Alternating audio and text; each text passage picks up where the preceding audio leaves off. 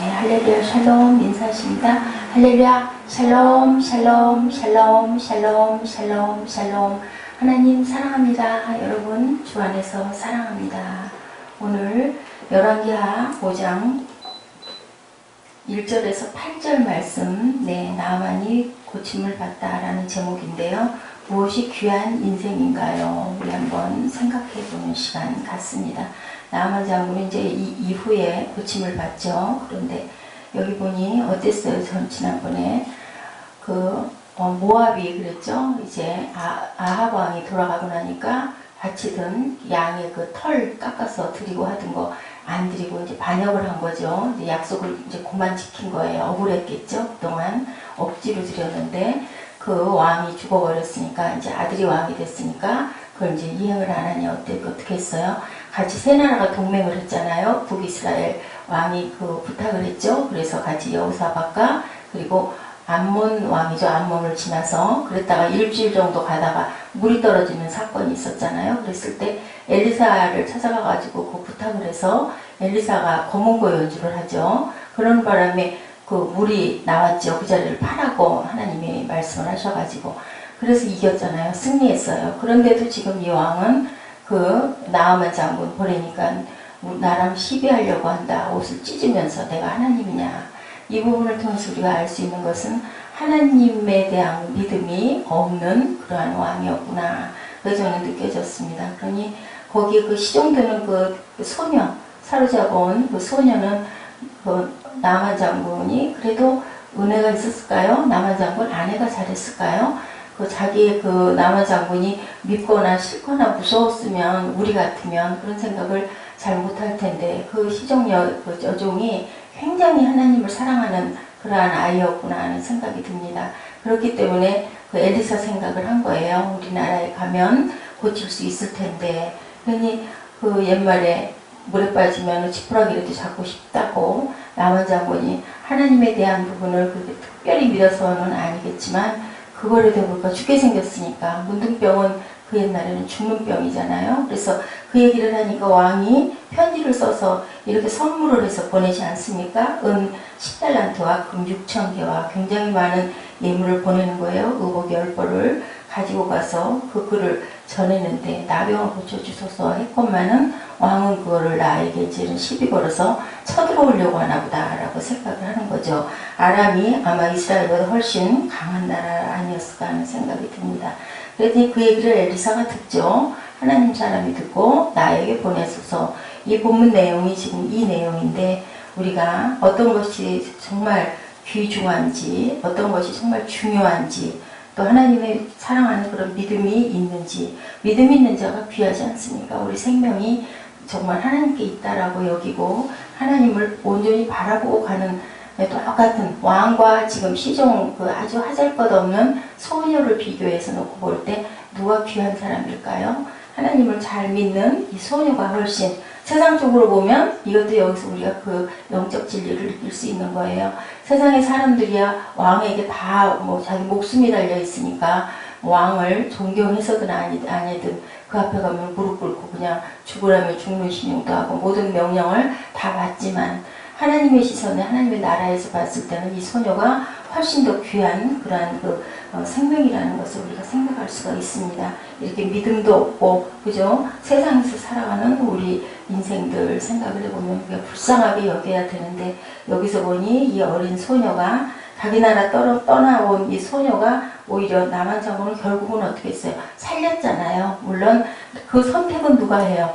본인이 해요. 우리가 세상에서 여러 가지 일을 만나죠. 어떤 결정을 해야 될 상황일 때 하나님이 때로는 사인을 보내주시기도 하고 감동을 주시는데 그 선택에 대한 결정은 본인이 어떻게 하느냐에 따라서 그 길이 정말 승리의 길이 될 수도 있고 아니면 정말 평생을 이루지도 못하고 가시밭길이 갈 수도 있고 시험에 들 수도 있고 한 겁니다. 그런데 나아만 장군도 딱 잘못했었으면 생명을 구하지 못할 뻔했어요. 우리가 가끔 그런 생각할 때 있죠. 아이고 혈기 내지 말걸. 내 감정을 좀 가라앉히고 내 마음속으로 좀 마땅치 않더라도 그냥 이렇게 같이 타협을 하고 하면 좋았을 일을 가끔 우리가 못 견뎌가지고 우리 자존이 다쳐지다 보면 우리 속에 있는 아직도 그죠? 잘 닦이지 못한 그런 마음 때문에 마음밭이 좋지가 못하다 보니까 때로는 그냥 오기가 나서 알면서도 때로는 안 입고 와서 치산해서 우리 그런 얘기 많이 하죠. 그래서 그 얘기 듣지 않고 결국 나중에 아주 고생을 할 때가 많이 있습니다. 그럴 때 나중에 그런 생각을 해요. 저는 그랬습니다.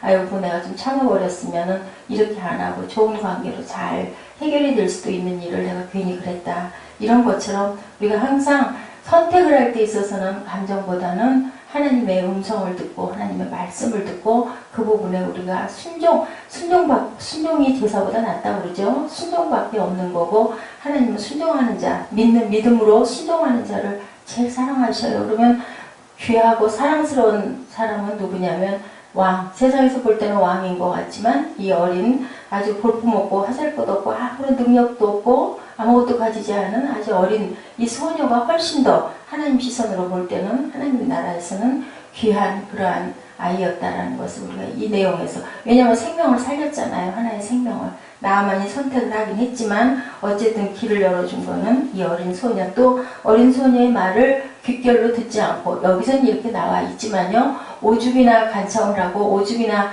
또 아내가 그 얘기를 듣고 남편에게 아이고 이렇게라도 해보는 게 낫지 않냐고 오죽 청을 했으면 또 나만이 움직였겠습니까? 한나라의 장군인데. 그리고 아마 소식을 들어 알 거예요. 암몬에 있는 이 나만 장군 정도 되고 왕 정도 되면 엘리사라는 선지자가 있어서 살릴 수도 있다라는 것을, 왜냐하면 자기 나라 모압 칠 때도 경험이 있었기 때문에 알았는데 오히려 이스라엘의 왕은 그런 부분에 대해서는 전혀 믿으려 하지 않았던 이런 모습.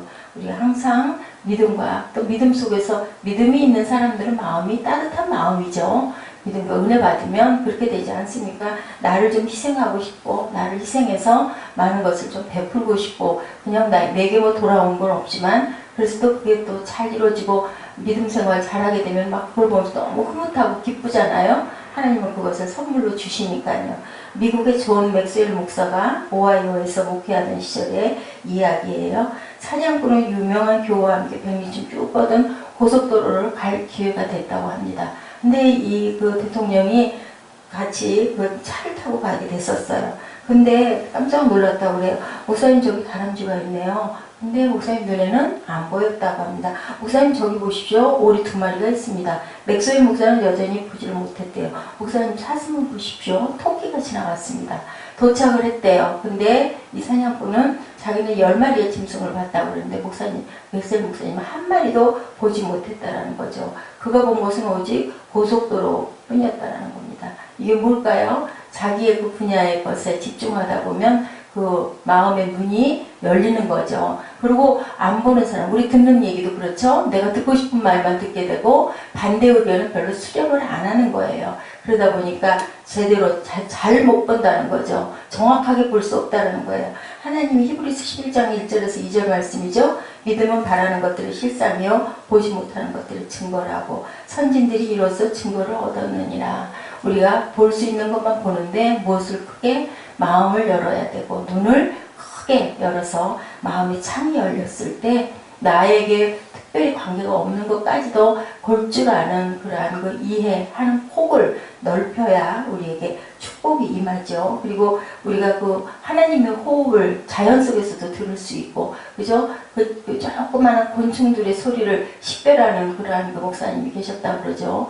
600 몇 가지의 소리를 어느 정원에서 파티가 열렸는데, 정원을 뒤에 산책로를 쭉 산책하고 오더니 내가 이런 그 곤충의 소리를 들었다고 그래서 깜짝 놀랐다는 예화를 제가 한번 그럴 것 같아요. 소리를 그렇게 들을 수 있을 만큼, 또 그 부분의 전문적인 식견과 지식을 또 공부했기 때문에 그렇기도 하겠지만, 그 작은 곤충들까지도 그 소리까지도 들을 줄 아는, 그 우리는 하나도 안 들리잖아요.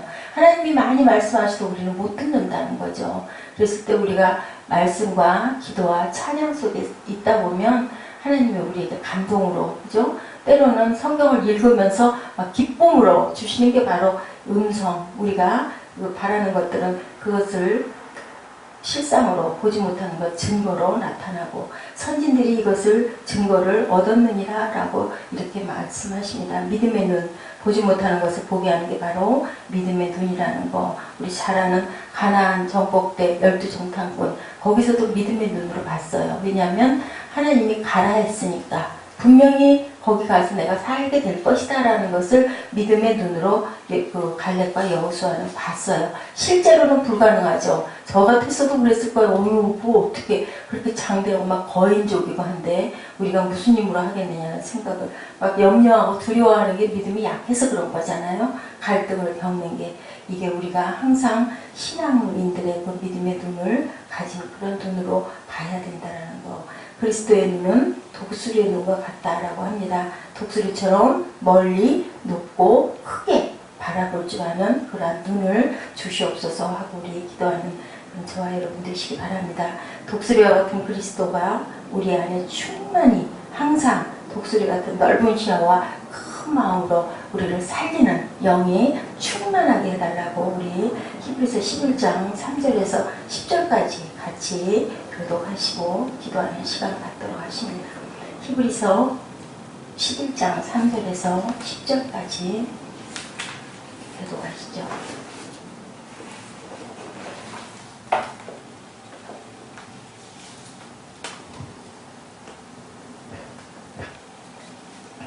제가 먼저 읽겠습니다. 믿음으로 모든 세계가 하나님의 말씀으로 지어진 줄을 우리가 아나니 보이는 것은 나타난 것으로 말미암아 된 것이 아니니라. 믿음으로 아벨은 가인보다 더 나은 제사를 하나님께 드림으로 의로운 자라 하는 증거를 얻었으니 하나님이 그 예물에 대하여 증언하심이라. 그가 죽었으나 그 믿음으로써 지금도 말하느니라. 믿음으로 에녹은 죽음을 보지 않고 옮겨졌으니 하나님이 그를 옮기심으로 다시 보이지 아니하였느니라.